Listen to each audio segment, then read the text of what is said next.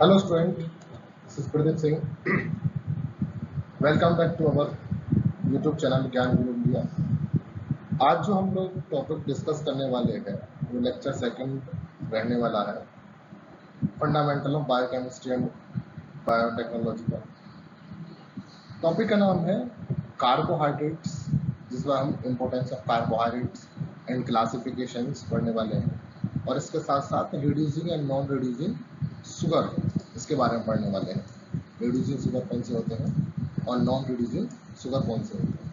सबसे पहले बात करते हैं कार्बोहाइड्रेट की। तो कार्बोहाइड्रेट्स जो है, जिसको हाइड्रेट्स ऑफ कार्बन कहा जाता था, अभी नहीं कहा जाता इसको। कार्बोहाइड्रेट्स जो होते हैं ये कार्बन, हाइड्रोजन और ऑक्सीजन, इन तीन से मिलकर बने होते हैं, कार्बन, हाइड्रोजन और ऑक्सीजन। अब अगर इसमें बात करें हम हाइड्रोजन की और ऑक्सीजन की, तो हाइड्रोजन और ऑक्सीजन का रेशियो वही होता है जो वाटर में H और O का होता है, 2:1, 2:1 का, ठीक है, 2:1 का। और कार्बन ये प्रेजेंट, ठीक है। तो C के बाद हम N लगा देते हैं और H2O के बाद इसका होल N कर देते हैं। तो कार्बोहाइड्रेट को हाइड्रेट्स ऑफ कार्बन इसलिए कहा जाता है क्योंकि H का और O का जो रेशियो है वो वही रेशियो होता है जो वाटर में होता है। क्या होता है वो? 2:1, ठीक है, 2:1, इसलिए इसे हाइड्रेट्स ऑफ कार्बन कहते हैं। लेकिन अभी इसको हाइड्रेट्स ऑफ कार्बन नहीं कहते, क्योंकि कुछ ऐसे कंपाउंड्स होते हैं जिनमें H और O का रेशियो वही होता है जो वाटर में होता है, लेकिन वो कार्बोहाइड्रेट्स नहीं होते। जैसे कि फॉर एग्जांपल जिसका फॉर्मल्डिहाइड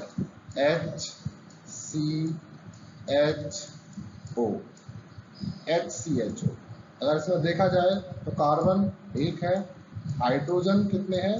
हाइड्रोजन 2 है और ऑक्सीजन 1 है, ठीक है।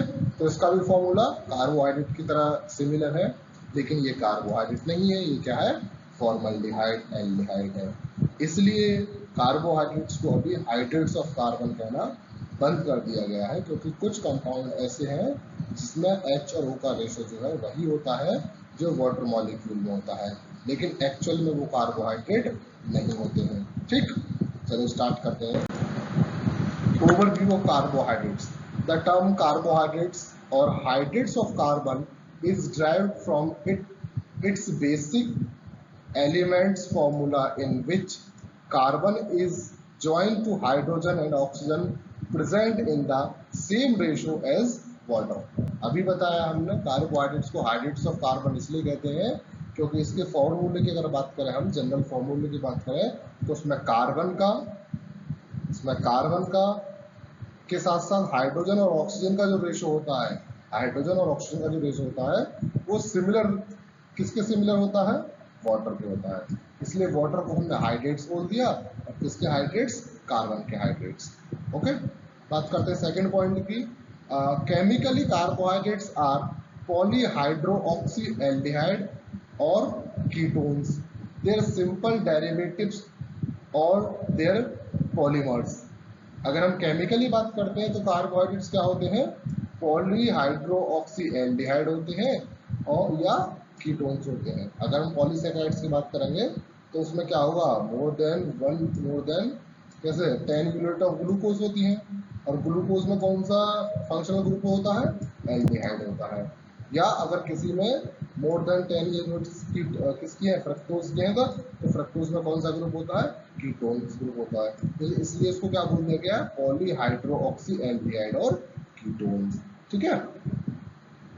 Carbohydrates are large molecule containing carbon, hydrogen and oxygen and have their general formula CxH2O का होल वाई फॉर्मूला।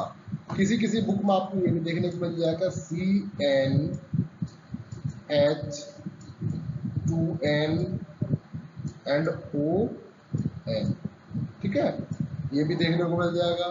इसके अलावा किसी बुक में आपको ये भी देखने के लिए मिल जाएगा इसका जनरल फॉर्मूला CnH2O का होल N, ठीक है ना। तो ये सारे के सारे कैसे हैं, ये कार्बोहाइड्रेट के जनरल फॉर्मूले हैं। ठीक, चलते हैं नेक्स्ट स्लाइड की तरफ, इंपोर्टेंस ऑफ कार्बोहाइड्रेट्स। ठीक है ना। तो फर्स्ट इंपोर्टेंस क्या है कार्बोहाइड्रेट का, as a energy source. Carbohydrates are the primary source of energy for most organism. Carbohydrate जो है वो क्या है, वो प्राइमरी सोर्स होता है इसका एनर्जी का, सभी लिविंग ऑर्गेनिज्म के अंदर। ठीक है, ऐसा नहीं है कि सिर्फ एनर्जी कार्बोहाइड्रेट से मिलती है, लिपिड से भी मिलती है। किससे, लिपिड से भी मिलती है, और as compare to carbohydrate lipid से ज़्यादा एनर्जी मिलती है। लेकिन लिपिड का जो डाइजेशन है वो थोड़ा सा कैसा होता है, टफ होता है, उससे एनर्जी ज़्यादा अमाउंट में तो मिलती है, लेकिन उसको डाइजेस्ट करने के लिए हमें एनर्जी बर्न करनी पड़ती है। तो इसलिए कार्बोहाइड्रेट को प्राइमरी सोर्स माना गया है। क्या माना गया है, प्राइमरी सोर्स। क्यों, क्योंकि कार्बोहाइड्रेट को डाइजेस्ट करना, उससे एनर्जी रिलीज करना इजी है। They are metabolized to release glucose, which are used in cellular respiration to produce ATP in the energy currency of cell. जितने भी कार्बोहाइड्रेट्स होते हैं, ठीक है ना, वो सारे के सारे क्या होते हैं, ग्लूकोज में कन्वर्ट होते हैं, और ग्लूकोज का क्या होता है, मेटाबॉलिज्म होता है। ठीक है ना, जो किसके द्वारा होता है, ग्लाइकोलाइसिस और इलेक्ट्रॉन ट्रांसपोर्ट चेन के द्वारा। इसमें क्या होते हैं, एनर्जी कैरियर्स बनते हैं एटीपी। ठीक है ना, और भी एनर्जी कैरियर्स होते हैं, जैसे कि जीटीपी भी होता है, जीटीपी भी होता है, और एक NADPH भी होता है, NADPH, DPH2, NADPH2 होता है, एक FADH2 भी होता है। लेकिन ये सारे के सारे किसमें, इलेक्ट्रॉन ट्रांसपोर्ट चेन में सारे के सारे किसमें कन्वर्ट हो जाते हैं, ये एटीपी में कन्वर्ट हो जाते हैं। ठीक है ना। दूसरा है energy storage. Carbohydrates store energy in the form of starch. Plant में जो है किसके फॉर्म में स्टार्च होता है, किसके फॉर्म में स्टोर होता है कार्बोहाइड्रेट, स्टार्च के फॉर्म में। और एनिमल्स में किसके फॉर्म में होता है, ग्लाइकोजन इन एनिमल्स। ठीक है ना। तो ग्लाइकोजन जो है वो एक क्या है, पॉलीसैकेराइड्स है, जो कि लीवर में स्टोर होता है। ठीक है ना, इन द एनिमल्स के केस में। These polysaccharides can broken down into glucose when energy is needed। कभी कभी ऐसा होता है कि हम लोग जो है कोई भी फूड या कुछ भी न्यूट्रिएंट्स जो है नहीं लेते हैं, एनर्जी के लिए हम कोई भी फूड नहीं लेते हैं, तो उस टाइम क्या होता है, हमारी बॉडी को रन करने के लिए जो हमारी स्टोरेज एनर्जी जो होती है वो यूटिलाइज होती है। तो वो स्टोरेज एनर्जी कौन सी है, ग्लाइकोजन। तो ग्लाइकोजन का क्या होता है, ब्रेक डाउन होता है, और ग्लाइकोजन से ग्लूकोज बनते हैं, और वो ग्लूकोज जो है फिर मेटाबॉलिज्म में पार्टिसिपेट करते हैं, जिनसे एनर्जी रिलीज होती है, और हमारी बॉडी की जितनी भी एक्टिविटीज हैं वो सारी की सारी रन होती रहती है। तीसरा जो मोस्ट इम्पोर्टेंट इम्पोर्टेंस है वो क्या है, स्ट्रक्चरल रोल। ठीक है ना, मतलब कार्बोहाइड्रेट जो है वो स्ट्रक्चर फॉर्मेशन में भी पार्टिसिपेट करते हैं। ठीक है ना, carbohydrates provide structure support in plant cellulose. ठीक है ना, प्लांट के केस में क्या चीज, सेलुलर, और सेलुलोज क्या है, एक पॉलीसैकेराइड है, is major components of cell wall. ठीक है ना, प्लांट की जो सेल वॉल बनी होती है वो किसकी बनी होती है, उसमें सेलुलोज भी होता है, और सेलुलोज क्या है, एक पॉलीसैकेराइड्स है। Provide rigidly and strength in animal chitin. ठीक है ना, एनिमल के केस में क्या चीज, काइटिन, जो कि क्या है, कार्बोहाइड्रेट है, is found in the exoskeleton of arthropods and fungi. ठीक है ना, तो जितने भी आर्थ्रोपोड्स होते हैं या फंजाई जो होती है एनिमल के केस में, उनकी जो बॉडी बनी होती है उसमें क्या चीज प्रेजेंट होता है, काइटिन प्रेजेंट होता है। काइटिन क्या है, पॉलीसैकेराइड्स है। ठीक है ना, और सेलुलोज एनिमल के प्लांट के केस में कौन सा स्ट्रक्चर फॉर्मेशन का काम करता है, सेलुलोज करता है। सेलुलोज क्या है, पॉलीसैकेराइड्स है। क्या बनाता है सेलुलोज, सेल वॉल बनाने में जो है इंपॉर्टेंट रोल प्ले करता है। तो these are the major importance of carbohydrates. ठीक, इसके अलावा क्या है, cell signalling and recognisation. Carbohydrates are involve in cell signalling and recognisation process. Glycoproteins and glycolipids on the cell surface play crucial role in cell recognition, immune response and communication। अगर एक cell को किसी दूसरे cell के साथ क्या करना होगा, कम्युनिकेट करना होगा, कोई भी सिग्नल, कोई भी इंफॉर्मेशन ट्रांसफर करनी होगी, तो इसमें भी कार्बोहाइड्रेट जो होते हैं वो पार्टिसिपेट्स करते हैं। या किसी चीज को रिकॉग्नाइज करने के लिए, किसी चीज को रिकॉग्नाइज करने के लिए, रिकॉग्नाइज का मतलब जैसे कोई फॉरेन पार्टिकल है, अगर वो हमारी बॉडी में एंटर होता है तो अब उसको रिकॉग्नाइज करना पड़ेगा। अगर वो फॉरेन पार्टिकल है तो उसको हमारी एंटीबॉडीज किल कर देंगी, अगर वो फॉरेन पार्टिकल नहीं है तो हमारी बॉडी उसको क्या एक्सेप्ट कर लेती है और एंटीबॉडीज उसको किल नहीं करती है। तो ये जो रिकॉग्निशन की पावर है कि ये फॉरेन पार्टिकल है, एज एंटीजन है या एंटीजन नहीं है, इस चीज का जो रिकॉग्निशन करती है वो भी किसके द्वारा करते हैं, वो भी कार्बोहाइड्रेट्स के द्वारा करते हैं, जो कि क्या है तुम्हारा इम्यून रेस्पॉन्स है। ठीक है ना, इम्यून रेस्पॉन्स है, मतलब इम्यून के द्वारा दिया गया रेस्पॉन्स है, उसमें भी जो है कार्बोहाइड्रेट्स जो है एक इम्पोर्टेंट रोल प्ले करते हैं। नेक्स्ट क्या है, स्प्रिंग प्रोटीन्स। स्प्रिंग प्रोटीन्स मतलब carbohydrate spare protein from being used as energy source allowing proteins to perform other critical functions like tissue repairing and enzyme productions। मतलब proteins के जो another काम function जो होते हैं वो भी किसकी हेल्प से परफॉर्म होते हैं, उसमें भी जो है कार्बोहाइड्रेट एक इम्पोर्टेंट रोल प्ले करता है। किस तरीके के फंक्शंस प्रोटीन्स के, जैसे कि टिश्यू को रिपेयर करना या एज ए एंजाइम्स प्रोडक्शन करना, एंजाइम्स बनाने की जो प्रक्रिया होती है उसमें भी क्या चीज कार्बोहाइड्रेट जो है एक इम्पोर्टेंट रोल प्ले करता है। ठीक है, तो ये कुछ इम्पोर्टेंस है, मेजर इम्पोर्टेंस है कार्बोहाइड्रेट्स के, जो कि आपको याद रखने हैं। अब बात करते हैं टाइप्स ऑफ कार्बोहाइड्रेट्स। कार्बोहाइड्रेट्स को दो पार्ट में डिवाइड कर दिया गया है, एक तो सिंपल, दूसरे कॉम्प्लेक्स।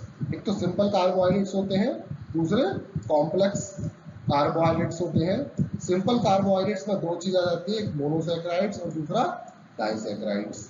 मोनोसैकेराइड्स और डाइसैकेराइड्स। मोनोसैकेराइड्स के जो एग्जांपल है ग्लूकोज, फ्रक्टोज, गैलेक्टोज, मैनोज, इस टाइप के जो एग्जांपल होते हैं वो ग्लूकोज होते हैं, किसके होते हैं, मोनोसैकेराइड्स के होते हैं। मोनो का मतलब होता है सिंगल, सैकेराइड्स का मतलब होता है शुगर।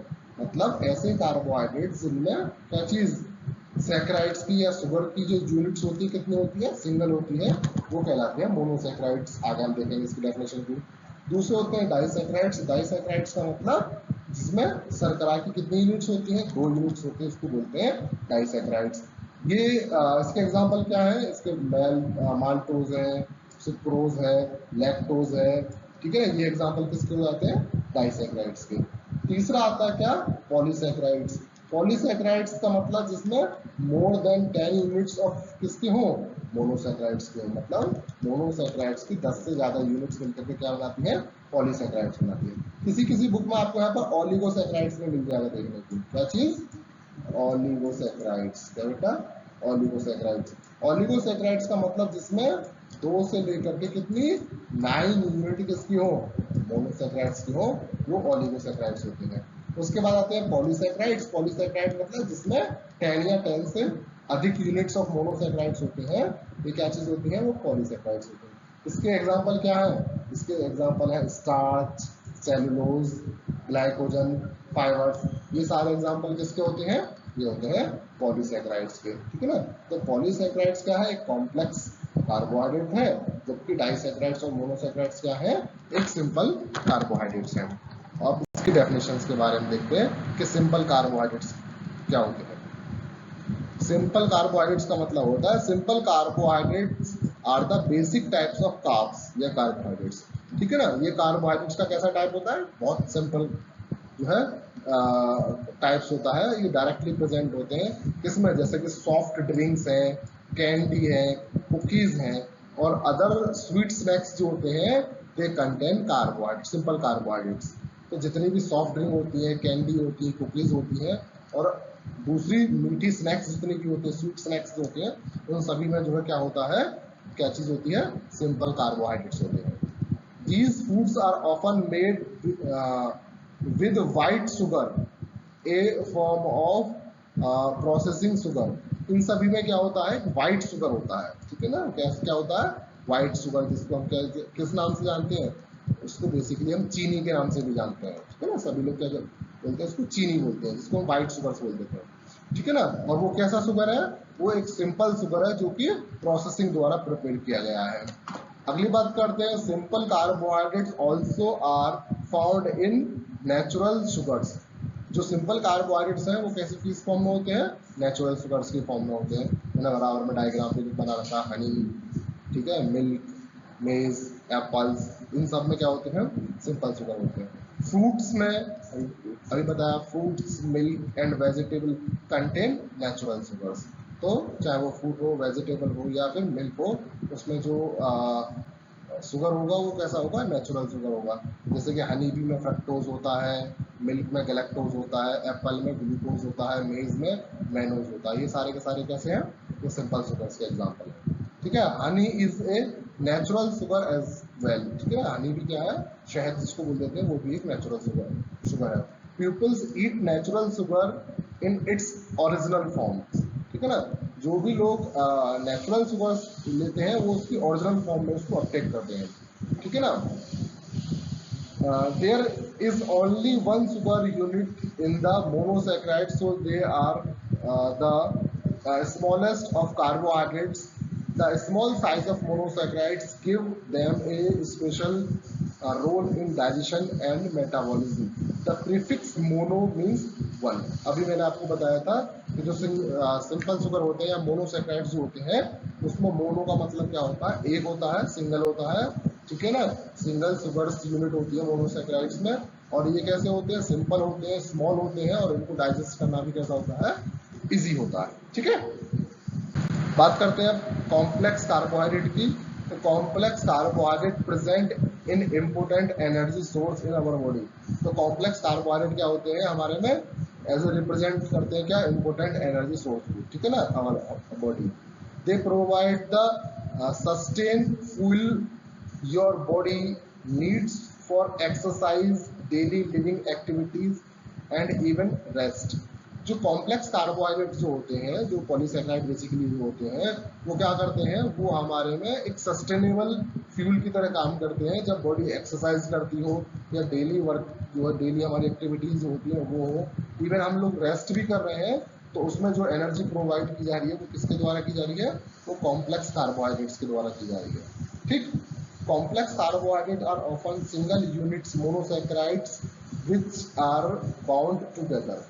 जो कॉम्प्लेक्स कार्बोहाइड्रेट्स जो होते हैं वो किसके द्वारा बने होते हैं, वो मोनोसैकेराइड्स के द्वारा बने होते हैं, वो सिंपल कार्बोहाइड्रेट्स के द्वारा बने होते हैं।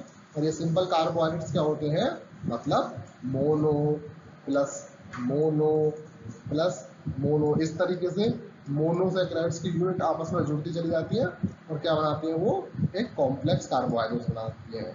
अब इनडायरेक्टली ये भी कह सकते हैं कि जो कॉम्प्लेक्स कार्बोहाइड्रेट जो होते हैं वो क्या होते हैं, वो पॉलीमर होते हैं। क्या होते हैं, वो पॉलीमर होते हैं।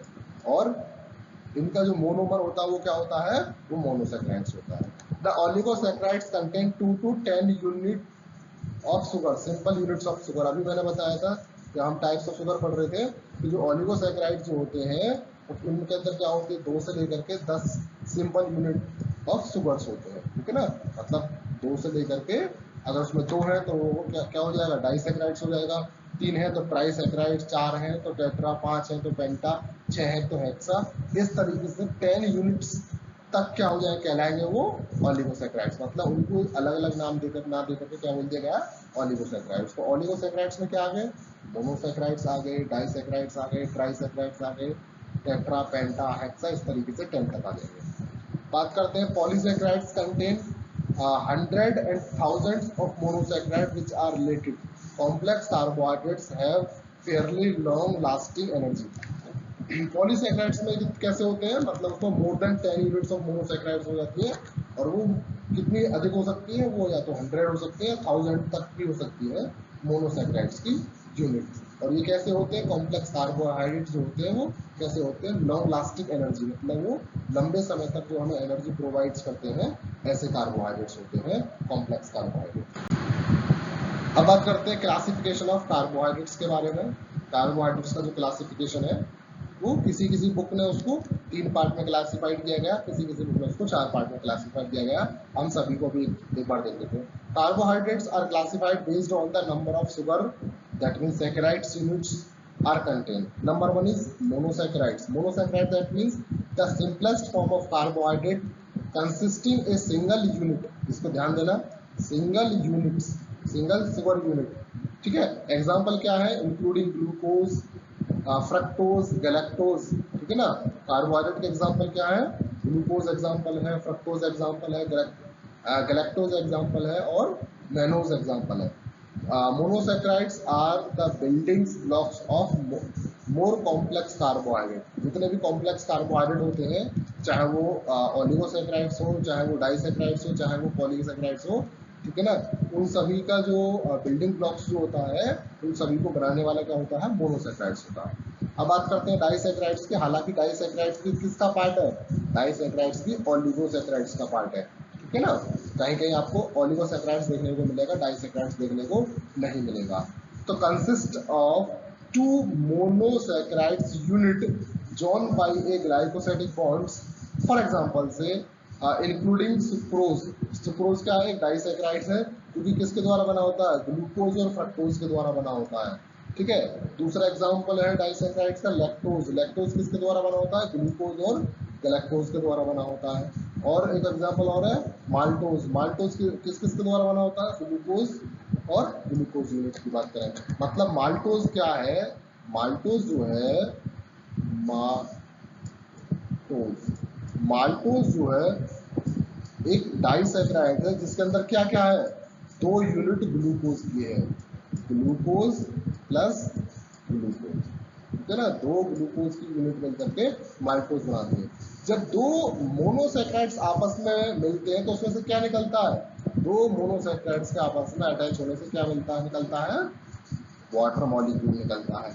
और जिस बॉन्ड्स के द्वारा 2 मोनोसैकेराइड्स आपस में जुड़े होते हैं, उस बॉन्ड को क्या बोला जाता है, ग्लाइकोसाइडिक बॉन्ड्स बोला जाता है. क्या चीज, ग्लाइकोसाइडिक बॉन्ड्स. ठीक है, अब बात करते हैं oligosaccharides contain 3 to 10 monosaccharides unit. मतलब जब 3 से लेकर के 10 मोनोसैकेराइड्स आपस में जुड़े हुए होंगे तो वो क्या कहलाएगा, ओलिगोसैकेराइड्स कहलाएगा. They are found in various natural and synthetic source and play role in cell recognition and cell signalling. मतलब जब 3 से लेकर के 10 यूनिट ऑफ मोनोसैकेराइड्स के आपस में जुड़ जाएंगी बाय द ग्लाइकोसाइडिक बॉन्ड्स, क्या कहलाएगा, वो ओलिगोसैकेराइड्स कहलाएगा.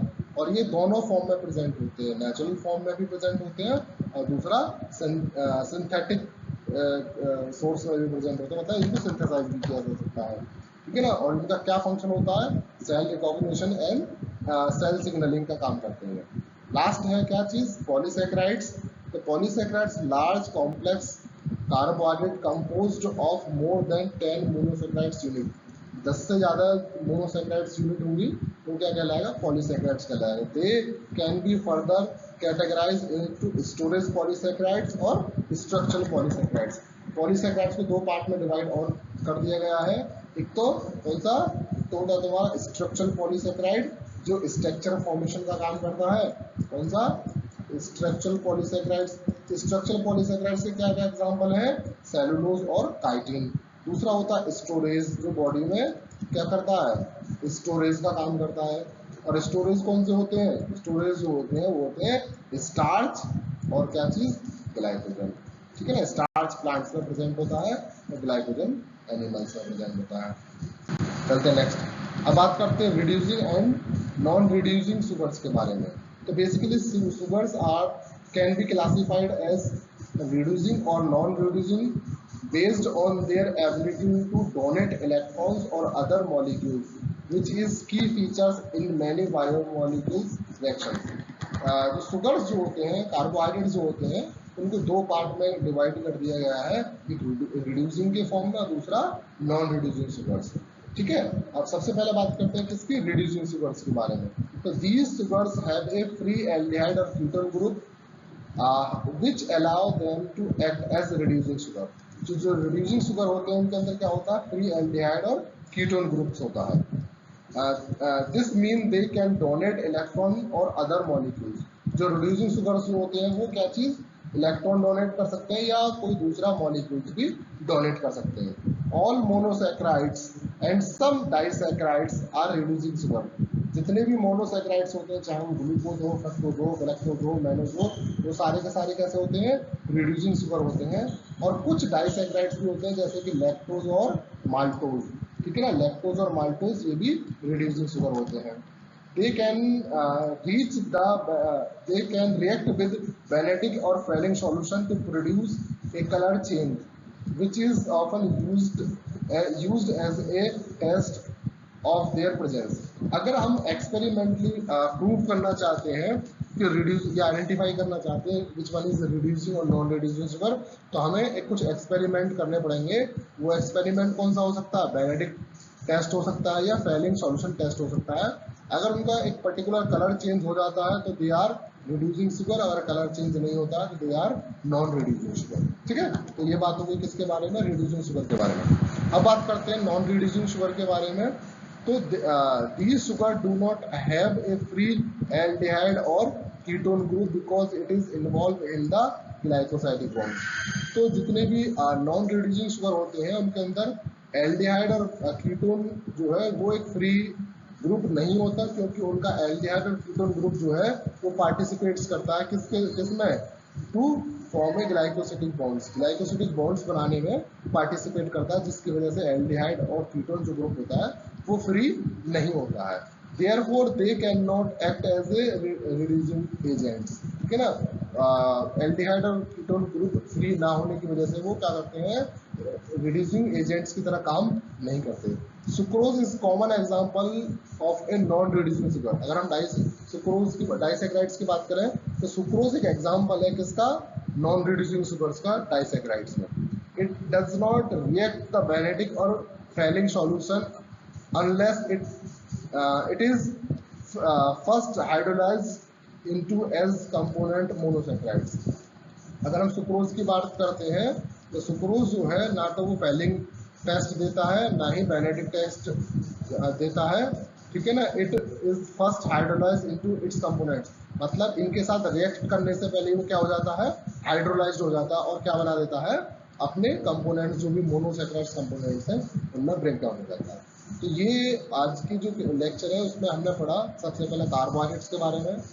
ठीक है, ओवरव्यू ऑफ कार्बोहाइड्रेट्स, उसके बाद कार्बोहाइड्रेट्स के क्या क्या इंपॉर्टेंस है, उसके बाद क्लासिफिकेशन ऑफ कार्बोहाइड्रेट्स, और लास्ट में हमने पढ़ा क्या चीज़, reducing and non reducing sugar. तो आज की इस टाइप की और अधिक वीडियो देखने के लिए हमारे चैनल पर आकर विजिट करें, और अगर पसंद आए तो लाइक शेयर सब्सक्राइब करें। इसमें आने वाले जितने भी बायोकेमिस्ट्री के टॉपिक हैं वो सभी हम देखेंगे। जेनेटिक्स की प्लेलिस्ट हमने बना रखी है, और बायोटेक्नोलॉजी बायोकेमिस्ट्री की और माइक्रो प्रोपगेशन टेक्नोलॉजी के लेक्चर्स इसमें कंटिन्यूस डाले जा रहे हैं। आप प्लेलिस्ट में जा करके ये सारी चीज़ें देख सकते हैं। Thank you, have a nice day.